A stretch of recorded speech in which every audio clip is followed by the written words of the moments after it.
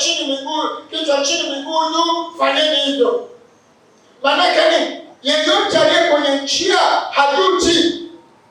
Yusufu kwa sababu yuko kwenye njia yake, hujawahi kuona Yusufu alilalamika. Yakobo kwa sababu yuko kwenye njia yake, hujawahi kuona alilalamika. Yeyote ambaye yuko kwenye njia yake anajaa manunguniko na kulalamika. Na ndio maana Yesu akisha kuokoa anakurudishia kile Mungu alichoweka ndani yako.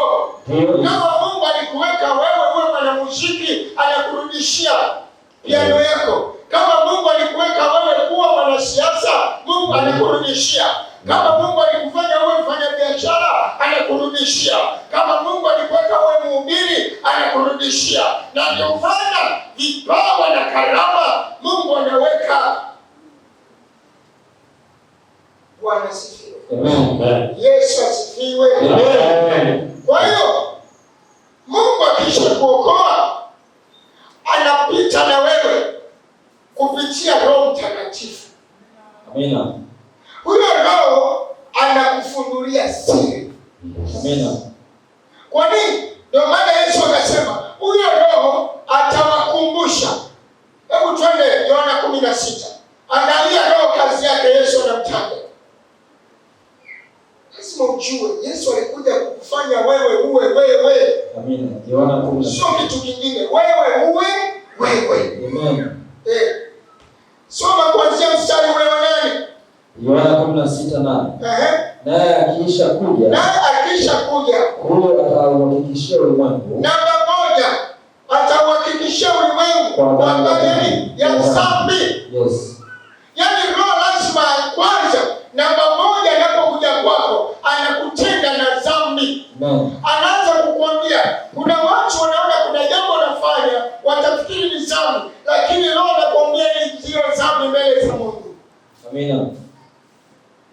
Watu wengi tumewahukumu watu ambao wala hawajafanya dhambi. Ila kwa uwezo wetu mdogo tumefikiri wamefanya dhambi.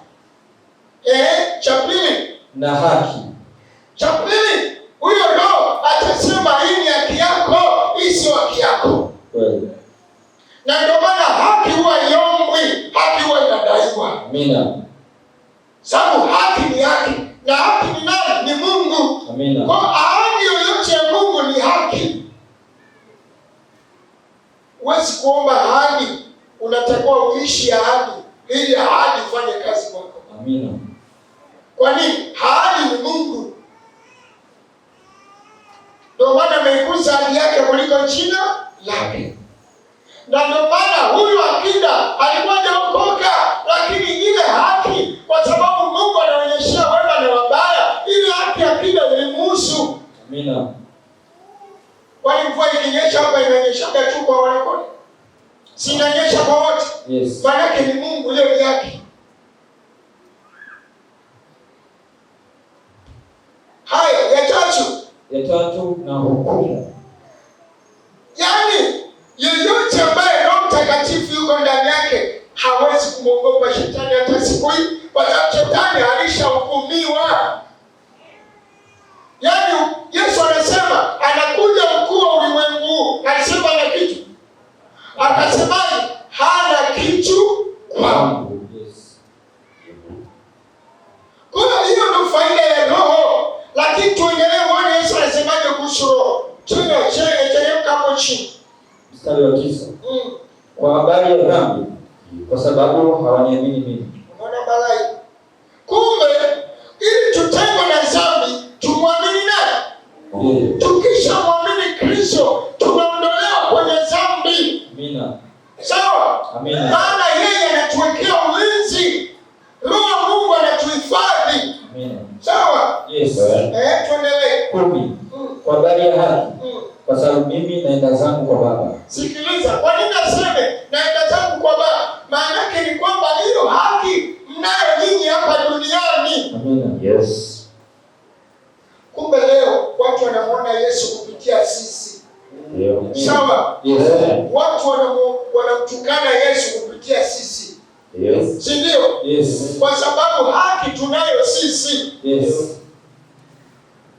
Twende. Wala mnioni tena. Wala, yani iko hivi. Usitegemee Yesu atakuja kusaidie katika mazoea. Wewe watu watamwona Kristo kupitia wewe. Yesu atafanya kazi kupitia wewe. Watu watamwona kupitia wewe. Ila utukufu ni wa nani? Ni wa Mungu, sio wa kwako. Wewe utabaki na utukufu wa kibinadamu. Ndio maana Yesu alikuwa kama Adam, ili ule utukufu wa Yohana wa Zaburi 8 ukurudie. Ndio maana alivishwa taji la miiba, ili nguvu ya utukufu wa kibinadamu ifanye kazi na wewe. Ile Mwanzo 1:26-28. Yes. Ile Mwanzo 26:28 sio ya kiroho, ile ni ya kimwili. Amina. Anaposema tawala, leo tunaona watu wanaenda mwezini. Anaposema tawala, tunaona watu wanagundua magari. Anaposema tawala, tunaona watu wanagundua makompyuta. Maana ile ni haki ya kimwili. Amina. Ambayo Mungu alisema na tufanye mtu kwa sura yetu, kwa mfano wetu, wakamiliki, wakazae, wakatiishe, wakatawale. Ndio. Umeelewa? Amen.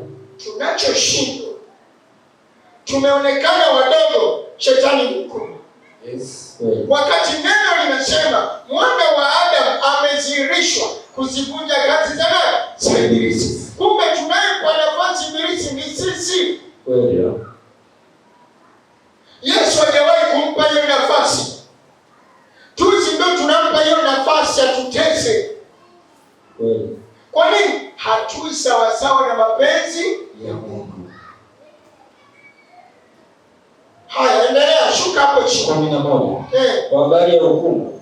Kwa sababu yule mkuu wa ulimwengu amekwisha kuhukumiwa. Sasa hivi haya mambo ya kumwinua shetani tunayatoa. Kama Yesu anasema amekwisha kufanyaje? Kuhukumiwa. Niliwahi kuambia, hebu chukua zoezi miezi 6. Usimtaje shetani. Mtaje Mungu tu. Uone mambo yako yatakavyo. Yaani usimtaje kabisa. Yaani wewe ukiamka, asante Mungu kwa kuwa umenibariki. Lakini unaposema asante Mungu kwa kuwa umenibariki, unajihakikisha kweli uko sawa sawa. Amen. Kama uko sawa sawa, tengeneza. Tuendelee. 12. Hata bado nikali ninayo mingi ya kuwaambia, lakini hamwezi kuyastahimili hivi sasa. 13. Yes. Lakini yeye atakapokuja, huyo Roho wa kweli, atawaongoza awatie kwenye kweli yote. Unaona kwamba Roho Mungu kitu cha kwanza atakapokuja kwako, yes, namba 1 ataileta kweli. Amen. Na mtu yote anayejua kweli hanaga mashaka. Ndio maana Yusufu, kwa kuwa kweli iko ndani yake, yeye anaambiwa njoo huku, anakataa. Anapelekwa gerezani, yeye anaenda kwa sababu kweli ndani inamwambia, Yusufu, ndio njia yako. Yusufu, kupitia hapo unaenda kwa waziri mkuu wewe. Maana kweli ikiwa ndani yako, ndio ile amani ya Kristo na itawale ndani, iamue ndani yenu. Wafilipi 6:7. Huwezi kuwa na amani ya Kristo kama wewe hujawahi kuona ile nguvu ya maamuzi ndani yako. Wewe unaweza ukashangaa, kuna mtu analala kwenye viroba lakini ana amani ya kutosha. Ukimwangalia ni very confident, hana shida. Lakini nenda muangalie miaka 5 ijayo, anatisha kwa hela. Kwa sababu ile amani iliyoko ndani yake inampa ujasiri wa kufanya bila kusita-sita. Yes. Na ndio maana hata sisi watumishi, ukishaona mtu anapiga kona, hajui njia anayoenda. Maanake yoyote mwenye Mungu anafurahia kumtumikia Mungu katika mazingira yote. Amen. Maana unajua njia unayoiendea. Unajua kesho itakalotokea. Unajua, na ndio maana hata watu wa dunia unashangaa, huyu mtu alianza kuuza viberiti, leo ni milionea, kwa sababu ndani yake ile amani iliyopo, ujasiri unampa kuona kabla hajaona. Amen. Kwani wote tunawasifia kina Balesa. Si walianza na biashara ambazo wewe huwezi kufanya? Wewe unaona aibu? Wewe unaona aibu? Yaani mimi nikae niuze karanga. Lakini karanga hizo kuna watu waliuza karanga leo ni mabilionea. Yes. Kuna mchicha huo unaosalama, watu waliuza mchicha leo ni mabilionea. Yes. Kwa sababu ndani yao kulikuwa na nguvu ya kuwa wao. Kweli kabisa. Na ndio maana watu wengi ambao hawana dira, akipata kidogo anarizika. Anaanza kuwa kiburi. Kwa nini? Yeyote mwenye future. Yaani kumbuka mtu ana milioni 5, 6, 7, 20. Benki ana hela za kutosha, milioni 30 ziko. Lakini ukimwona kabeba kiroba chake, anatafuta makopo. Ndio. Unajiuliza, hivi huyu kwani ni yule ambaye wanasema naye, kwa nini huyu hana ndoto kubwa? Sio hiyo unayoiona wewe. Yes. Ndio maana yeye haoni aibu kuuza maandazi yake. Maana hayo maandazi ndio yaliyompa hiyo milioni 5. Hayo maandazi ndio yalipa milioni 20. Lakini huyo ambaye hana ndoto akitapata milioni 1 na maandazi kaacha. Ndio maana Waswahili wakasema usiache mbachao kwa msala upitao. Watoto wa mjini wakaimba, unatema bigiji kwa karanga za kuonjesha. Sio mistari na wao wanaikataka wapi? Yaani eti umeonyeshwa karanga unatema bigiji ule unatafuna. Wewe mchinga. Kwa lazima ujue ukiwa na nguvu ya kuwa wewe utatembea kwenye dira yako. Amen. Hautalazimishwa kufanya kazi. Hautasimamiwa kazi. Jana nilikuwa naangalia taarifa habari. Juzi Kigoma kuna barabara hata haijakabidhiwa. Imenyesha mvua, imeharibika. Waswahili hao hawajielewi. Kwa nini unafanya kazi na watu ambao hawajielewi? Ukifanya kazi na asiyejielewa, lazima ataharibu hiyo kazi. Anaweza kuiba. Yesu alikuja kutufanya tuwe sisi. Amina. Kurudisha sisi tuwe sisi. Mungu anataka kutukuzwa kupitia sisi. Amen. Kwa hiyo lazima Yesu atufanye tuwe sisi.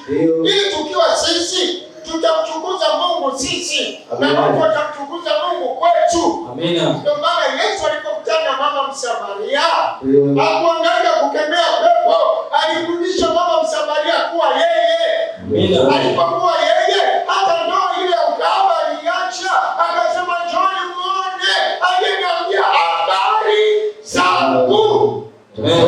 Habari zako ndio unazotakiwa zijue. Yesu alikuja kuokoa kilichopotea.